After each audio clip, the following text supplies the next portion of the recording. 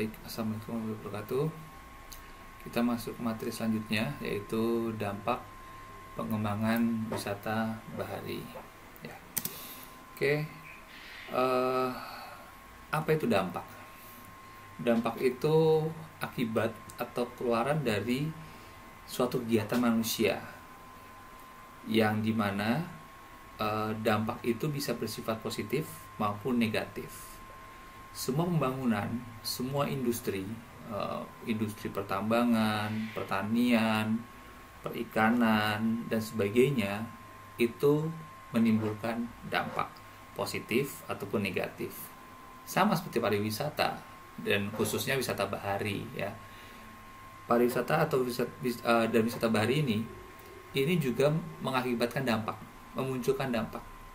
Ketika dampak positifnya besar, maka sektor pengembangan wisata ini dianggap berhasil. Tapi ketika dampak negatifnya lebih besar, maka dianggap tidak berhasil, karena tentunya memberikan dampak bagi manusia yang merugikan gitu. Nah, di mana sih terjadinya dampak itu untuk pengembangan wisata bahari? Pada dasarnya pengembangan wisata bahari ini kan bersumber dari berbagai pembangunan, ya. Pembangunan infrastruktur seperti aksesibilitas jalan, kemudian listrik dan sebagainya, kemudian fasilitas pariwisata seperti restoran, hotel, dan produk wisata, kemudian pelayanan jasa kegiatan, ya, rekreasi seperti penyewaan banana boat, mungkin kemudian penyewaan diving, peralatan diving, snorkeling dan sebagainya, dan jasa-jasa pariwisata lainnya. Kemudian sikap, perilaku, dan tindakan wisatawan. Nah, ini adalah sumber dampak yang kemudian itu terjadi di ekosistem pesisir dan laut, baik itu di bentang laut maupun bentang darat. Nah, inilah proses terjadinya dampak di pengembangan wisata bahari, dari sumber, kemudian lokasinya berada di ekosistem pesisir dan laut. Selanjutnya, pada dasarnya dampak ini akan terkena atau akan menimbulkan dampak kepada tiga aspek, gitu. Tiga aspek. Kurang lebih sama dengan yang didukung, yaitu ada lingkungan, sosial, budaya, dan ekonomi. Dan dampak ini juga sama.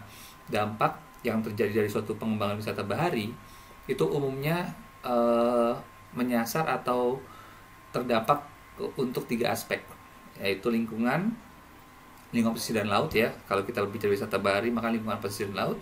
Kemudian sosial budaya di sekitar pengembangan destinasi. Yang selanjutnya adalah ekonomi, ya, ekonomi dari destinasi tersebut. Kemudian kita masuk ke dampak terhadap lingkungan. Jadi dampak terhadap lingkungan ini adalah menurut Undang-Undang Nomor 23 Tahun 97, pengaruh perubahan pada lingkungan hidup yang diakibatkan oleh suatu usaha atau kegiatan. Jelas, ya. Jadi ketika kita berbicara pengembangan destinasi wisata bahari, maka ada usaha atau kegiatan di destinasi tersebut, dan itu menimbulkan pengaruh perubahan pada lingkungan hidup, gitu. Kemudian menurut Profesor Dr. Insinyur Sumarno menyampaikan ada dampak penting bagaimana perubahan lingkungan yang mendasar diakibatkan oleh suatu kegiatan, ya, meliputi menghilangnya rona lingkungan awal secara nyata, kemudian menimbulkan ekses nyata pada kegiatan lain di sekitarnya, dan menyebabkan suatu rencana tata ruang tidak dapat dilaksanakan secara konsisten lagi. Nah, ini adalah berbagai definisi dampak terhadap lingkungan dari undang-undang maupun dari para ahli. Selanjutnya, menurut Glason, Godfrey, dan Goody, di sini malah menyampaikan dampak negatif bagaimana pariwisata itu mengandung bibit kerusakannya sendiri, dan pariwisata dapat membunuh pariwisata. Maksudnya apa? Maksudnya pengembangan pariwisata yang tidak dikelola dengan baik, yang melebihi daya dukung dan sebagainya, itu akan membunuh sektor itu sendiri, gitu. Kalau kita bicara siklus Butler, maka dia berada dalam tahap decline pada akhirnya. Kemudian menghancurkan lingkungan hidup yang menjadi daya tarik wisatawan untuk datang. Untuk Mataram di sini menyampaikan dari sisi positifnya. Jadi kita tidak berbicara dampak hanya negatif saja, tapi juga positif. Mataram menyampaikan pengalaman didapatkan dari wisata bahari dapat meningkatkan tanggung jawab wisatawan terhadap lingkungan hidup, terutama konservasi laut. Ya, ini bagaimana bahwa ada dampak positif dari wisata bahari, yaitu ya ini apa yang disampaikan sama orang, nanti saya jelaskan di slide selanjutnya. Ya, ini. Jadi dampak positif dari wisata bahari pertama mengedukasi wisatawan, ya. Jadi ketika seorang wisatawan itu sering atau menikmati keindahan daya tarik wisata, bagaimana ekosistem yang bersih, ekosistem terumbu karang yang masih baik, kemudian pantai yang bersih dan sebagainya, maka akan mengedukasi wisatawan bahwa ketika kondisinya itu kotor, ketika itu kondisinya rusak, maka itu tidak indah, itu tidak menyenangkan. Otomatis akan mendorong wisatawan untuk meningkatkan awareness-nya, kesadaran diri akan kebersihan lingkungan, kemudian untuk menjaga lingkungan hidup dan lebih dekat dengan alam. Kemudian akan muncul wisatawan-wisatawan yang mencari destinasi baru, destinasi yang masih terpencil, karena semakin terpencil suatu destinasi, akses masih sulit, manusia masih sedikit. Ketika manusia masih sedikit, maka ya bisa dapat diartikan lebih alami, sehingga tidak banyak pembangunan di sana. Otomatis akan banyak destinasi baru yang mungkin tidak ada di peta pariwisata. Mungkin itu akan dikembangkan di kemudian harinya. Dari siapa ya? Dari wisatawan yang explorer ya, tipe-tipe explorer yang mencari destinasi baru, destinasi yang masih asri dan masih indah gitu. Selanjutnya mengedukasi masyarakat lokal. Nah, ketika kualitas lingkungan hidup itu yang dijual menjadi daya tarik wisata, otomatis masyarakat akan menjaga asetnya. Ketika masyarakat tersebut merasa bahwa itu aset mereka, ya. Jadi pada dasarnya perlu dibangun rasa memiliki suatu daya tarik wisata. Ketika penduduk setempat itu merasa bahwa destinasi itu adalah propertinya, maksudnya propertinya itu aset yang menguntungkan untuk mereka, maka mereka akan menjaga gitu. Kemudian di sini masyarakat juga akan mulai mengkonservasi atau melindungi ekosistem pesisir laut, entah itu mengkonservasi terumbu karangnya, seperti di Desa Pemutaran. Di Desa Pemutaran itu terumbu karangnya itu direhabilitasi, kemudian masyarakatnya merasa terbantu ketika terumbu karang sudah sudah mulai muncul lagi. Disitulah mereka memanfaatkan untuk wisata bahari gitu, dan mereka akan menjaga aset itu karena merasa bahwa ketika aset itu rusak maka tidak menguntungkan bagi mereka, seperti itu. Kemudian dampak positif lainnya yaitu adanya perlindungan kawasan. Jadi ketika suatu kawasan itu memang dijadikan sebagai destinasi wisata bahari dengan segala ekosistem yang indah di dalamnya, ketika dia ekosistemnya masih asli dan masih bagus, maka pemerintah bisa mengubahnya menjadi taman nasional. Taman nasional atau taman wisata ya, taman wisata dan itu banyak ya ditemui di berbagai lokasi, seperti contohnya di Aceh Singkil itu taman wisata laut. Awalnya belum berstatus seperti itu, tapi kemudian kawasan tersebut akhirnya dilindungi karena ada ekosistem yang perlu dilindungi di sana, seperti itu, sehingga dirubah atau ditetapkan menjadi taman wisata laut, dan itu menguntungkan untuk lingkungan, seperti itu. Jadi agar tidak terjadi eksploitasi yang terlalu berlebihan.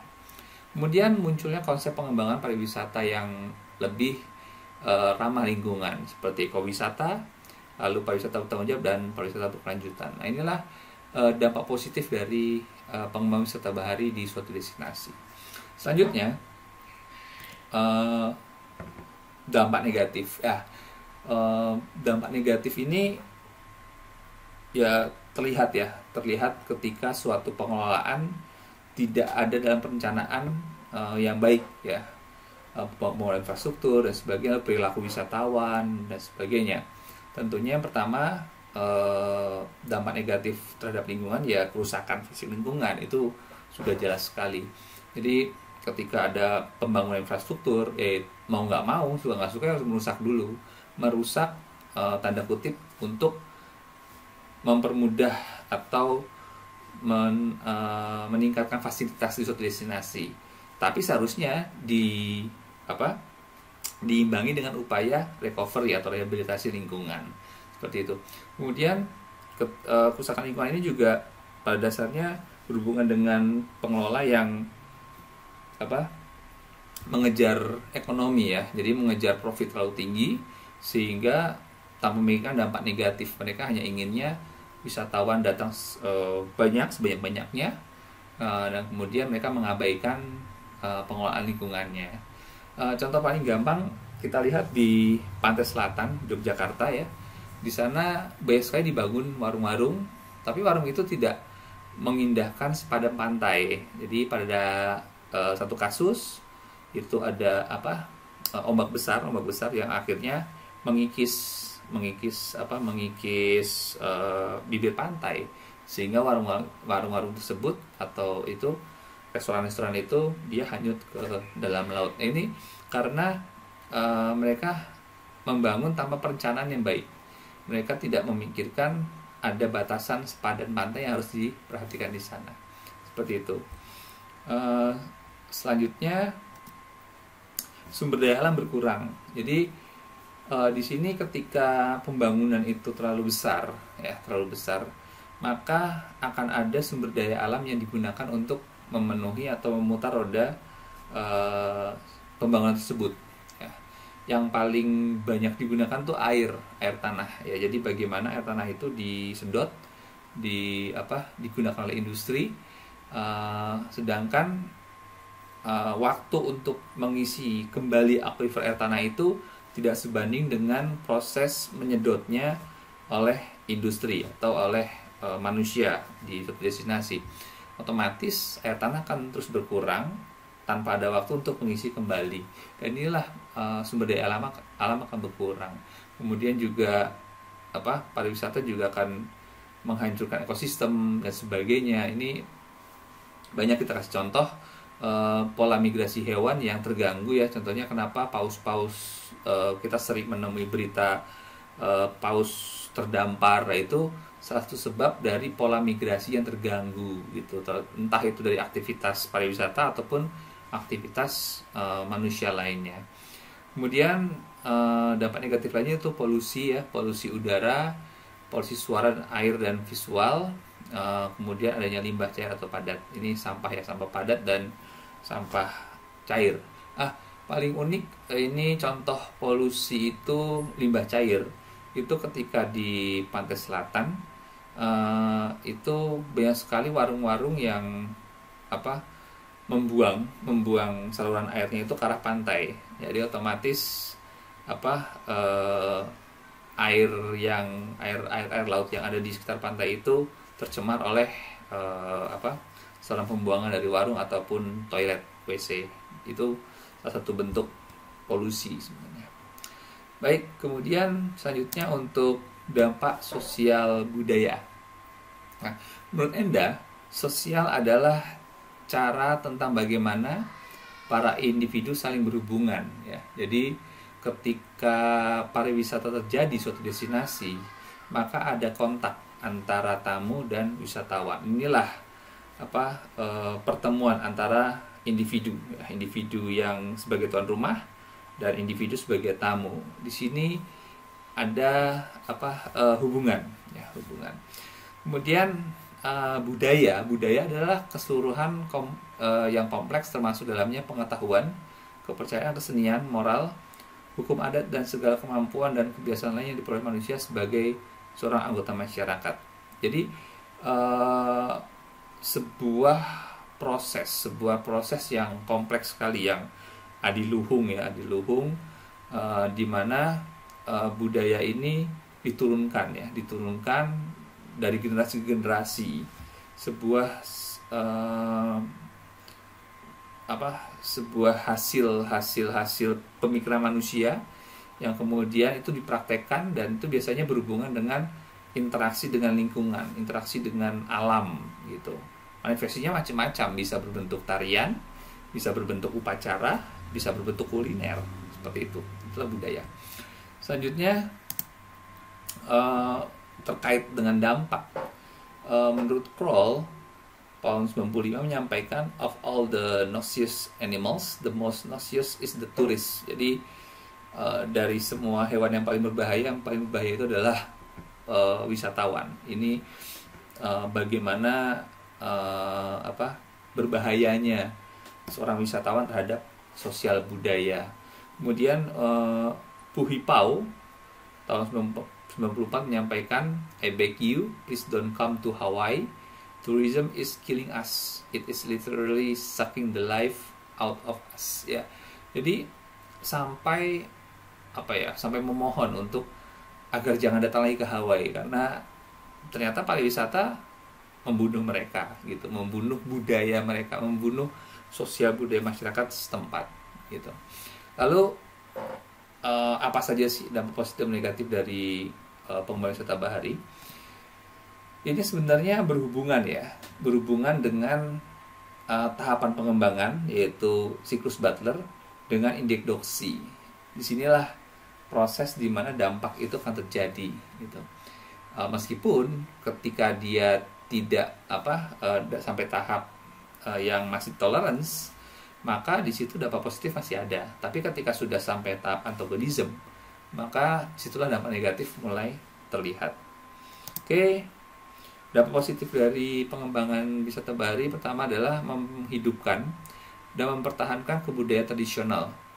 Kemudian terpeliharanya upacara, perayaan, kesenian, kerajinan adat setempat. Ini contohnya upacara Bau Nyale di Lombok. Di upacara tersebut masih setiap tahun itu diselenggarakan oleh masyarakat setempat, dan itu menarik sekali karena dihadiri oleh berbagai wisatawan yang penasaran dengan proses memakan atau mencari cacing laut, nyale itu cacing laut yang kemudian itu dikonsumsi, dan itu menjadi daya tarik wisata yang unik sebenarnya. Kemudian dari itu ketika masyarakat setempat itu merasa bahwa upacara yang mereka lakukan ini itu disukai oleh wisatawan, maka akan muncul kebanggaan terhadap orang lokal bahwa budaya mereka ini ternyata diminati atau disenangi oleh orang-orang luar. Dan itu akan terjadi ketika di Bali mereka mempertahankan kebudayaannya. Karena apa ya? Karena itu menjadi daya tarik mereka, menjadi daya tarik bagi wisatawan. Kemudian wisatawan itu akan menyukai sesuatu yang otentik, sesuatu yang tidak artifisial. Jadi ketika mereka datang ke suatu destinasi, dan destinasi tersebut selain alam juga ada budaya, yaitu manusianya, maka akan ada nilai plus di sana, nilai plus yang menjadikan wisatawan itu terkesan, ya, seperti itu. Kemudian dampak positif lainnya ini ketika suatu destinasi pengembangan wisata bahari di suatu destinasi ini itu bisa digunakan untuk membiayai berbagai artefak atau peninggalan sejarah, ya. Jadi mungkin di beberapa tempat ada peninggalan-peninggalan sejarah yang perlu dikonservasi. Jadi ketika destinasi tersebut dikembangkan menjadi suatu destinasi wisata, maka revenue dari pengembangan wisata itu bisa digunakan untuk konservasi bangunan, cagar budaya dan sebagainya. Nah, inilah dampak positif dari pengembangan wisata bahari.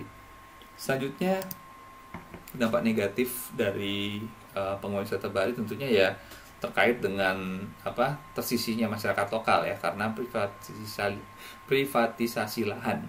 Di sini di tahap tolerance itulah mulai muncul investor yang memberi tanah untuk membangun hotel, restoran dan sebagainya. Dan disinilah masyarakat setempat akan mulai tersisih karena di sini masyarakat kalah modal, sehingga masyarakat setempat akan mulai menyingkir ke pinggiran. Ini terjadi di berbagai destinasi. Contoh paling mudah ya di destinasi yang baru berkembang, di mana banyak sekali pembangunan yang itu membutuhkan lahan, dan lahannya pasti dari orang-orang setempat, dan orang setempat akan tersingkir ke pinggiran seperti itu. Kemudian akan muncul penduduk. Jadi begitu penduduk baru, penduduk tambahan. Jadi begitu investasi tumbuh, hotel, restoran dan jasa untuk travel dan sebagainya, mereka membutuhkan pegawai. Mereka membutuhkan tenaga kerja, otomatis akan menarik tenaga kerja dari luar destinasi tersebut gitu. Jadi bisa saja pengembangannya contoh di Labuan Bajo gitu. Maka yang datang ke Labuan Bajo setelah banyak hotel dan sebagainya, bukan hanya dari Labuan Bajo, bisa saja dari Bali, dari Lombok, dari Jawa dan sebagainya.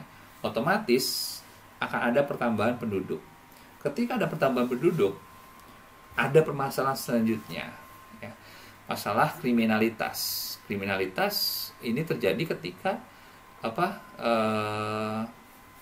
penduduk atau orang-orang di sana di suatu destinasi tersebut tidak mampu masuk dalam industri. Mereka nggak punya skill, mereka tidak punya kemampuan, dan menganggap bahwa destinasi itu banyak orang-orang wisatawan membawa uang, membawa ya minimal benda-benda berharga dan sebagainya. Otomatis menjadi target kriminalitas, muncul masalah kriminalitas. Kemudian dampak negatif selanjutnya yaitu hilang identitas budaya setempat. Ini sering kita temui. Pada dasarnya di setempat itu ketika budaya setempat itu akhirnya kalah oleh budaya wisatawan dari pendatang, otomatis dia akan meluntur, mulai menghilang gitu. Mungkin contoh paling gampang itu budaya-budaya menyapa, bersenyum dan sebagainya itu, atau mungkin budaya hormat kepada orang tua itu mulai luntur tengah masyarakat. Karena apa? Karena mungkin dianggap tidak keren lagi, dianggap bahwa pakaian ala Korea, pakaian ala orang Amerika itu lebih keren dibanding pakaian tradisional Indonesia. Itulah hilang identitas budaya setempat. Selanjutnya meningkatnya prostitusi ya, dan ini supply and demand ya. Jadi ketika memang ada permintaan dan destinasi itu menyuplai itu, maka akan terjadi proses prostitusi. Pada dasarnya ini kurang lebih sama dengan poin ketiga ya, muncul masa kriminalitas, tapi ini dari sisi yang berbeda. Selanjutnya dampak terhadap ekonomi. Di UNWTO menjelaskan bagaimana pariwisata merupakan sektor ekonomi yang mengalami pertumbuhan paling cepat. Selanjutnya STEK, dampak ekonomi dari pariwisata berasal dari lapangan pekerjaan, penyediaan barang dan jasa, penjualan langsung barang dan jasa, pendirian bisnis pariwisata, pajak dan retribusi, dan investasi infrastruktur. Jadi pada dasarnya ini terkait dengan multiplier effect dari pariwisata. Bagaimana sebuah sektor pariwisata itu akan memicu sektor lain untuk ikut mendukung kegiatan pariwisata. Di sini bisa terlihat dengan gambaran di bagian ini, pariwisata dengan pembelanjaan wisatawannya berdampak langsung terhadap industri pariwisata maupun transportasi di destinasi wisata tersebut, seperti hotel, guide, restoran, perusahaan airline dan sebagainya. Dan selanjutnya ini ternyata memberikan dampak tidak langsung terhadap karyawan, pemerintah daerah melalui pajaknya, kemudian pom bensin dan pengrajin hidrawata dan sebagainya. Sektor lain ternyata ikut mendukung juga, karena bahan baku sayuran, buah-buahan, kemudian bahan baku protein nabati seperti sapi, kambing, ikan dan sebagainya itu berasal dari sektor lain, bukan sektor pariwisata, tapi ternyata bahan baku mereka itu mendukung industri pariwisata seperti itu. Nah, inilah sebuah multiplier effect yang terjadi, bagaimana sektor pariwisata itu dapat memicu sektor lain untuk ikut, dan menjadi perekonomian di suatu daerah itu akan bergerak. Dan dampak positif dari pariwisata jelas tentunya terkait dengan pertumbuhan ekonomi, dan di amanat undang-undang bagaimana pariwisata itu tujuannya untuk mensejahterakan masyarakat melalui pertumbuhan ekonomi, melalui pembangunan, melalui penciptaan pekerjaan dan sebagainya. Tapi ternyata selain dampak ekonomi juga ada dampak negatifnya. Bagaimana pariwisata itu akan menaikkan harga di suatu destinasi. Sebagai contoh, harga tanah itu akan naik cepat sekali ketika investor mulai masuk dan kemudian menanam investasinya dengan membeli tanah dan membangun usahanya di sana. Tanah di sekitarnya itu akan juga turut akan naik perlahan, dan kemudian masyarakat perekonomiannya tidak meningkat. Otomatis kenaikan harga yang terjadi di suatu destinasi tidak diimbangi dengan peningkatan ekonomi di tingkat lokal, sehingga daya beli masyarakat lokal tidak bisa menjangkau kenaikan harga yang terjadi di suatu destinasi. Tidak hanya tanah, berbagai produk makanan juga akan mengalami kenaikan. Sebagai contoh, ketika kita berwisata ke suatu destinasi, harga sebuah produk itu akan produk yang sama itu di destinasi akan berbeda harganya dengan ketika di berbeda lokasi dengan destinasi. Meskipun satu daerah, meskipun di satu kabupaten atau kota, tapi di destinasi itu harganya akan lebih mahal dibanding di kampung-kampung atau di sekitar perumahan seperti itu. Itulah adanya perbedaan harga dan terjadi inflasi pada akhirnya. Kemudian contoh selanjutnya adalah dampak negatif dari pengembangan wisata bahari itu terkait kebocoran pajak. Ya, kita sadari bahwa wisata bahari ini borderless, ya, semua pariwisata juga borderless. Jadi sebagai contoh, penyedia jasa penyelaman berlokasi di Bali, tapi penyedia jasa tersebut menawarkan destinasinya itu di luar Bali, seperti penyelaman di Sumbawa, penyelaman ke Labuan Bajo, penyelaman ke Raja Ampat dan sebagainya.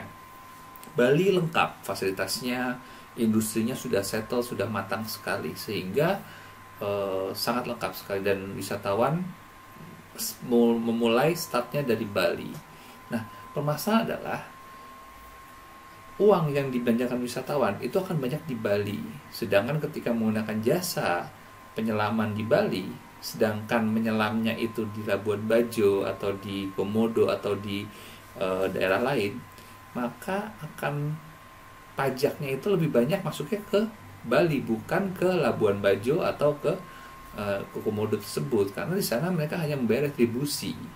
Nah, sehingga hasil yang didapatkan suatu destinasi itu tidak sebanding dengan besarnya pengeluaran yang dikeluarkan wisatawan itu di Bali, di kota di mana penyedia jasa itu berada. Kurang lebih sama dengan apa yang terjadi di Borobudur dan Yogyakarta. Kita ketahui Borobudur lokasinya ada di Kabupaten Magelang, tapi wisatawan spending money paling besar itu di Yogyakarta, karena mereka menginap di Yogyakarta, menyewa mobil dari Yogyakarta, lalu makan dan konsumsi dan membeli souvenir di Yogyakarta.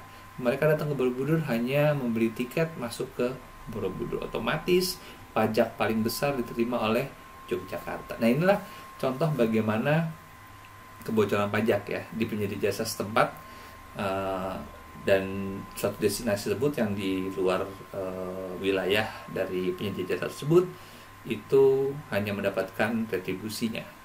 Kemudian wisatawan cruise ship tidak memberikan dampak ekonomi besar. Ini terkait dengan bagaimana lengkapnya fasilitas yang berada di cruise ship, ya, seperti restoran untuk konsumsi dan akomodasi, ya. Akomodasi itu kamar-kamar di kapal tersebut. Jadi mereka ketika singgah ke destinasi, mereka tidak menginap. Mereka hanya one day trip. Mereka hanya berjalan dalam beberapa jam ke suatu destinasi, kemudian mereka kembali lagi ke kapal.